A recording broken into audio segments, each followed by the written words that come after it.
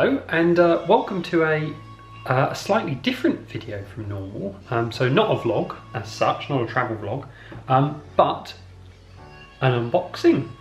So Charlotte and I have taken the plunge and we have decided to invest in the DJI Osmo Pocket 3 camera, which we're going to use this year for our upcoming trips. And I just thought I would document the unboxing of it, and then also maybe talk a little bit about our thoughts on the different various cameras that we have used, because we've vlogged using GoPros, the Canon, and just using an iPhone as well. So it'd be interesting to see how this compares to using those. So yeah, let's get it open, shall we?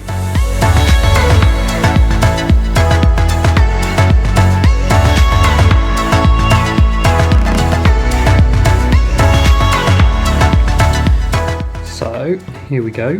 Just trying to fit that in the viewfinder. It's not terribly easy with this. So I'm filming this at the moment on the Canon G7X Mark II, which is the vlog camera that we've probably used the most. So it's a nice little tab here, maybe.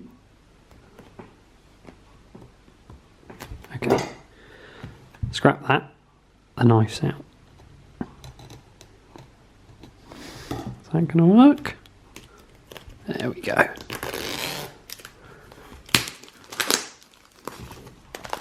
Oh, I see. So the tab is for the box, not for the cellophane on the outside. Right, let's put this dangerous weapon away.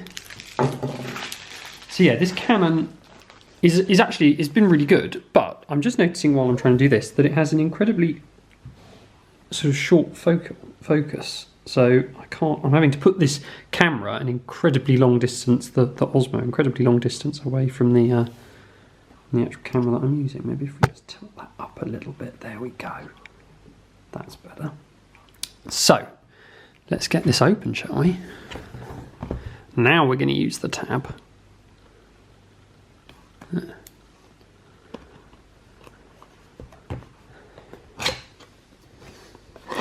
Ooh, here we go. Bit of silica gel. Do not eat. I'll try not to. Lucky I've already had my lunch. And there's a box.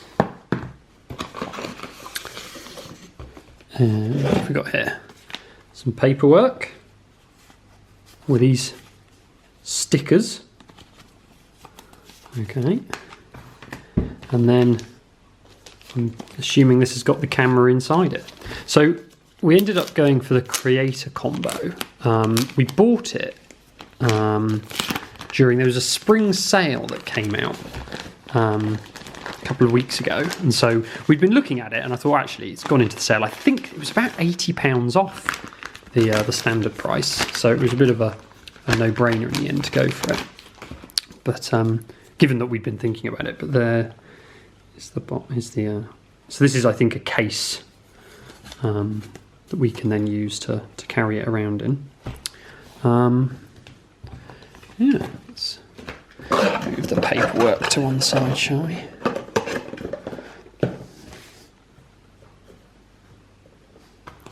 So let's just see what's in this box first.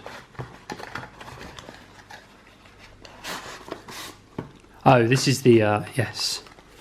This, I think, is the case for it. So this is to protect it. Now, I have actually been looking on Amazon, because this is obviously the one that comes with it, and you can keep, so there's a wide-angle lens that comes with it you can keep in there. But it's quite chunky, and for me, I like the idea of having a camera that I can just sort of slip into my pocket. And so this makes it quite cumbersome. And so I've been having a look on Amazon, and you can buy some much smaller covers that just clip over the gimbal and just protect that without needing this whole thing. But let's see what it looks like and see if I can get it in a pair of shorts pocket, shall we? What's this? So it's just some paperwork about the protector and how to use it.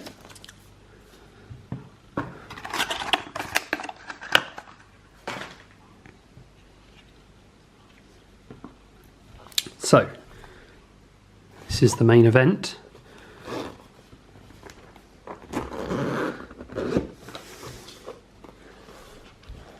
Okay, so what have we got? Well, let's take out there's the camera. Well, it's heavier than I remember it. So I did actually go to the DJI store and have a go, but it's heavier than I remember it being. But what I liked about it really was that it just fits in your hand. It's really compact.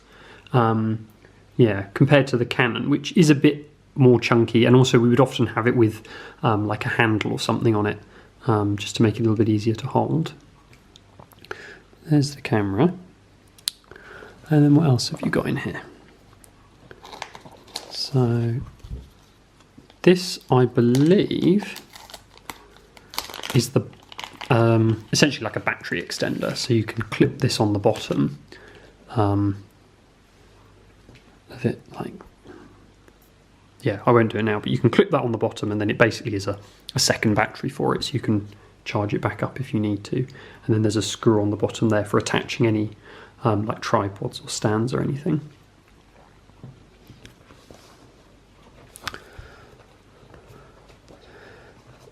And then I think this is just a handle extender. So I don't think it does anything else. It extends the handle just to make it a little bit easier to hold, and then also has that same attachment, because the actual bottom of the camera, if I show you, doesn't have a place to attach a tripod or anything. So you would attach this into there and then put the tripod in there.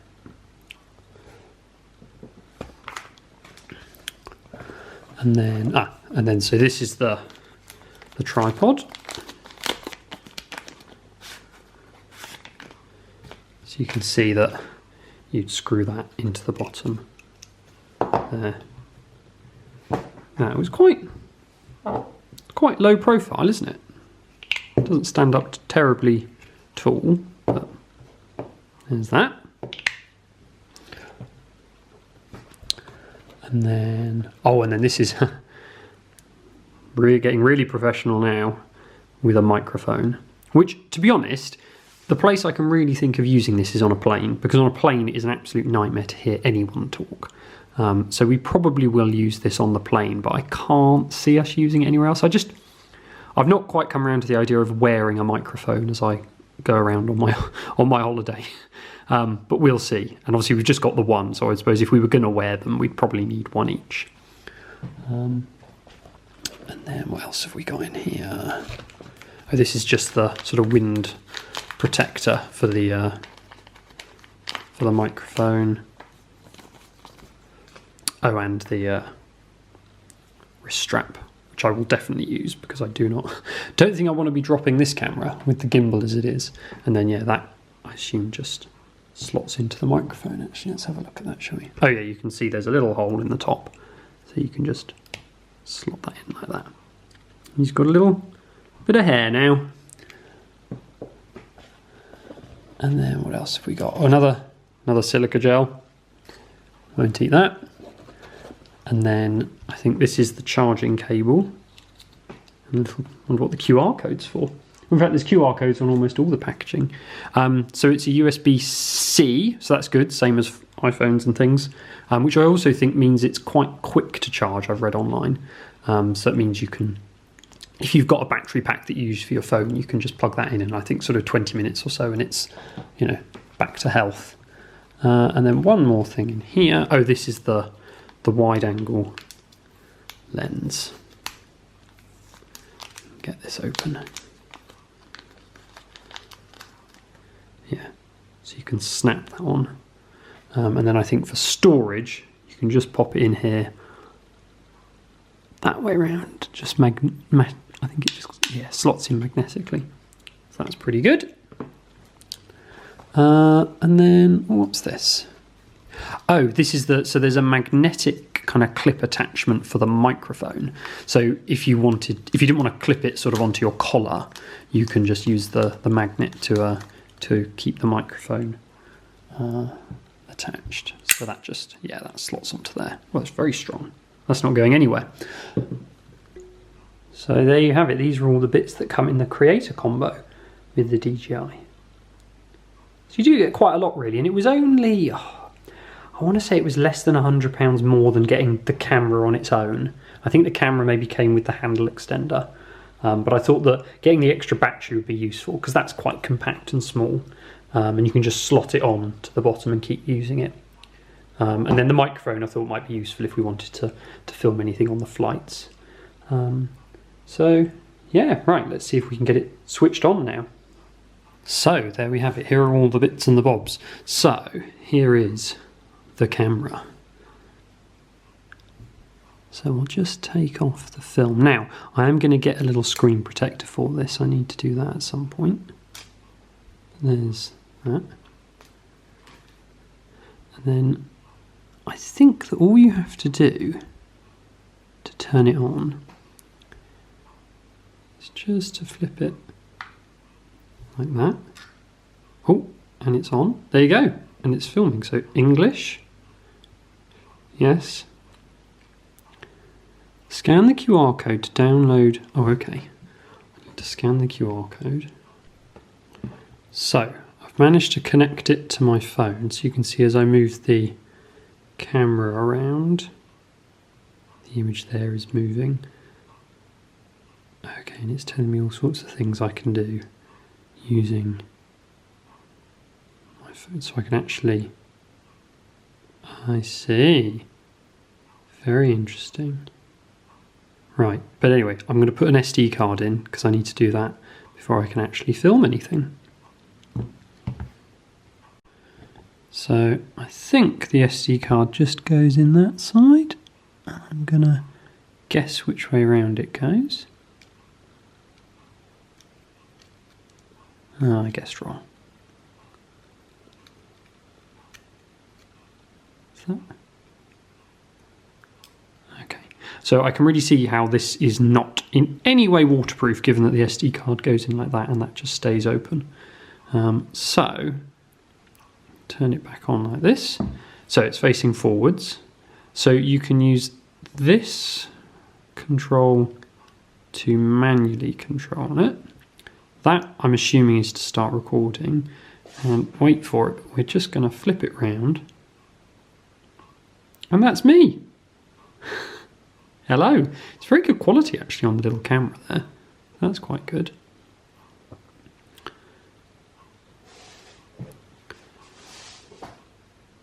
So yeah, there's that. Very interesting. So if I turn this round, so obviously I can turn it round to face me. I don't know if it's got face tracking on or not, but we shall have a little look-see. And so it says I've got 3 hours and 30 minutes of video there remaining in the current setups. This is filming 1080p, 30 frames per second. What's that done? That's zoomed it in. How do I... Ah, okay, so you swipe up and you can choose. So if I was to change that to 4K, 60 frames per second, that's now gone down to 1 hour and 10 minutes of footage that I could get off of a 64GB card. So it's good that it tells you that. So we'll leave it there for now. But yeah, that's pretty good. So what I might do is just do some filming using the DJI and compare it to the Canon. So I just thought I'd do a little bit of a comparison because I have no idea what the quality comparison is between the cameras. So this is now filming still on the Canon, the G7X Mark II in the full HD mode. I think it's 1080p 50 frames per second, which is the highest it seemed to let me do. So that's filming with this, and obviously there's no image stabilization and I can move this around. So now we'll compare that to the DJI. Okay, so I've just popped the Canon down over here and I've got the DJI here, so I'm just going to do a little bit of filming with that and see what it looks like. But I think what I'll do, I'll change it into 4K 60 frames per second and see what that looks like. Flip it on like that. So I'm just going to change the shoot mode to 60 and 4K, and then so we're recording on both now. So I've got this facing forwards. You can obviously see there's the Canon over there. Let's just flip this around. Oh, okay, it's giving me instructions. So I flipped it round to me now. And it's a little bit weird actually because there's quite a gap between the camera and the screen. Okay, so this is not doing face tracking at the moment. So I wonder how I turn that on. Face auto detect. That sounds like face tracking. So now if I move, yeah, you can see it's following me. That's pretty cool, isn't it? I think it's going to take some getting used to, because you can't sort of just swing it around and point at something and shoot. It sort of tries to create a more cinematic look, doesn't it? But yeah, as I was saying, so the screen is quite a bit lower than the camera. So I wonder what that is going to look like, because I'm looking at the screen all the time. So we'll see how that looks. Am I looking up? Am I looking down? I don't know. But yeah, it's very easy to hold, as you can see in this other video. I'm just coming over to the camera. It's tiny, you know, it just fits in my hand. So that's useful. But obviously you can add the attachments on the bottom, so you could hold it lower down if you wanted to. But yeah, and now I think if I swing it into this mode, you can switch it to be... Okay. I thought maybe I could switch... Oh, so you can film. Sorry, I've just realised you can film with the little thing tucked in. You can see it's not there. I could switch that back to be like that. But it is a little bit harder to hold it, because you can only really hold it down at the bottom there. Whereas if I swing it around like that, I can now hold the whole thing, and then I almost don't need the extra bit on the bottom. So that's quite good. So we've got it all unboxed. I'm finishing this off now on the DJI. I'm just going to twist that round there, and then it's a little bit easier to hold. I love that you can turn the screen round, and then you just see a little small view there of what you're filming. So yeah, it's great, I think. It's very small, compact. It's heavier than I thought it was going to be, but that's quite good actually. It gives it a bit more weight to it. When something's too light, you feel like you're going to drop it. But so in terms of previous cameras that we've used to film, if I just switch you around now. So we've used, oh, it's slow moving, isn't it? We've previously used, obviously the Canon with a gimbal, not a gimbal, sorry, like a tripod thing, or I have just held it on its own before. And then originally when we first started filming videos that never made it to YouTube, we used a GoPro, which we now just use when we go sort of swimming in the sea or water parks, whatever, because it creates that sort of fisheye effect where it's really wide angle, which just for normal sort of day-to-day videos just makes them look a bit odd. But in our sort of most recent trips, I've mainly filmed just using my phone, because I found having to take a phone and a camera sometimes can be a little bit annoying, particularly if, you know, you're going out for dinner or something. I'll just swing you around. Yeah, if you're ever going out for dinner or anything, taking a phone and a camera sometimes can be annoying. And so I ended up with half the footage on the camera, half on my phone, which started to irritate me. But so, yeah, in recent trips, I've been kind of doing room tours and things on the camera, and then everything else just on my phone because it's easier. But this is nice and compact, and you can link it to your phone, which means you can get the footage sort of straight onto your phone if you wanted to. So we shall see how this goes for our upcoming trip, which is not long away now. If you follow us on Instagram, Travel with TNC, you'll have seen that we're off to Disneyland in California in a few months, a few weeks probably now. So we'll try this camera out and see what everything looks like. The one thing I haven't tried, which I'll try at some point, is just using the microphone and see what that sounds like. But I suspect I probably need to charge that up. So I'm going to try the microphone out. So the bit of filming I'm doing right now is without the microphone connected. And now I'm just going to go and see if I can connect the microphone. I'm having to remember to look up at the camera, not down at the screen. So I'm going to try and connect the microphone and see if that looks any different. And I'll do it in exactly the same spot. So here is the microphone. I have no idea how close to me to hold it. Can I hold it out here? I don't know. I think it's connected. If not, this will be a blooper and won't end up in the thing, in the video. But yeah, so I guess you can have it up here. I could try and... Can I clip it on? See now, that just looks a bit weird to me. You know, if you're going around the airport about to go on a trip and you've got this thing hanging here. So I think we'll probably use it for like the aeroplane and things. But yes, so I wonder what it sounds like with the microphone. Probably deafening, I think. But yeah, so assuming this has worked, this will be the end of the video. So thank you for watching this slightly different video. And we will see you shortly, I suppose, for our next trip, which, as I said, is to Disneyland in California, where we're going for a week. So that'll be very nice. So I'll see you later. Bye.